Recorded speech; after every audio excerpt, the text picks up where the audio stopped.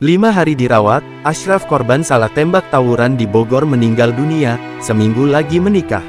Calon pengantin pria bernama Muhammad Ashraf Fadil, alias Ashraf 22 korban penembakan salah sasaran yang sempat dirawat selama 5 hari di RS Polri Kramat Jati, Jakarta Timur, meninggal dunia, Jumat tanggal 9 Agustus tahun 2024. Meninggalnya dibenarkan Kasat Reskrim Polres Bogor AKP Teguh Kumara.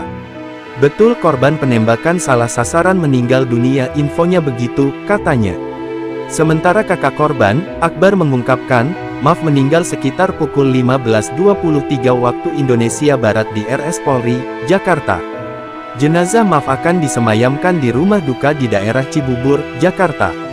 Merupakan anak keempat dari 6 bersaudara dan seminggu lagi akan menikah.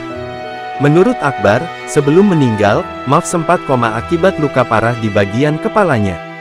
Ia sempat sadarkan diri namun kemudian korban mengembuskan napas terakhirnya sore tadi, kata Akbar.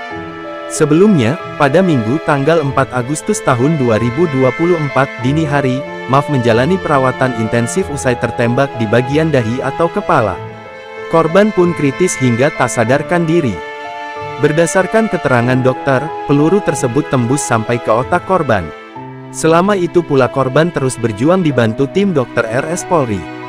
Dari keterangan dokter, peluru bersarang di kepala korban, kata Kapolres Bogor AKBP Rio Wahyu Anggoro usai menjenguk korban di RS Polri Kramat Jati, Jakarta, Senin, tanggal 5 Agustus tahun 2024.